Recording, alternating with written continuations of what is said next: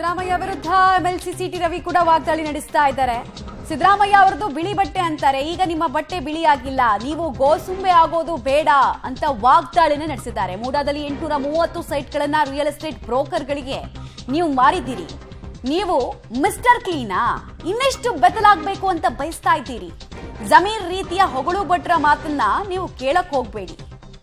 ನೀವು ರಾಜೀನಾಮೆಯನ್ನ ಕೊಟ್ರೆ ನೀವು ಹೇಳಿದವರನ್ನೇ ಸಿಎಂ ಮಾಡ್ತಾರೆ. ನಾವ್ಯಾರು ಸಿಎಂ ಸೀಟಿಗೆ ಟವಲು ಕರ್ಚೀಫು ಎಲ್ಲ ಹಾಕೊಂಡು ಕೂತಿಲ್ಲ ಅಂತ ವಾಗ್ದಾಳಿ ನಡೆಸಿದ್ರು.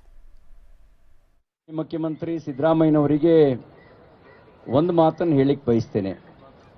ಗೂಸುಂಬೆ ಮಾತ್ರ ಬಣ್ಣ ಬದಲಾಯಿಸೋದು, ನೀವು ಬಣ್ಣ ಬದಲಾಯಿಸಬೇಡಿ. ನೀವು ಹಿಂದೆ ಯಡಿಯೂರಪ್ಪನವರು ಮುಖ್ಯಮಂತ್ರಿ ಆಗಿದ್ದಾಗ ತಾವು ಮಾಡಿದ ಮಾತನ್ನ ನೆನಪಿಸ್ಕೊಳ್ಳಿ. ನೀವೇನು ಹೇಳಿದ್ರಿ? ಮುಖ್ಯಮಂತ್ರಿಗಳ ಮೇಲೆ ಆರೋಪ ಬಂದಿದೆ, ತನಿಖೆ ನ್ಯಾಯಯುತವಾಗಿ ಆಗಬೇಕು, so no other alternative, Yediyurappa should resign ಅಂತ ಹೇಳಿದ್ರಿ.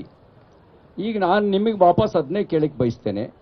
ಮುಖ್ಯಮಂತ್ರಿಗಳೇ ನಿಮ್ಮ ಮೇಲೆ ಆರೋಪ ಬಂದಿದೆ, ನೀವು ಅವತ್ತು ಹೇಳಿದ್ರಿ ತನಿಖೆ ಪ್ರಾಮಾಣಿಕವಾಗಿ ನಿಷ್ಪಕ್ಷಪಾತವಾಗಿ ಆಗಬೇಕು, ಮುಖ್ಯಮಂತ್ರಿ ಪದದಲ್ಲಿದ್ದವರು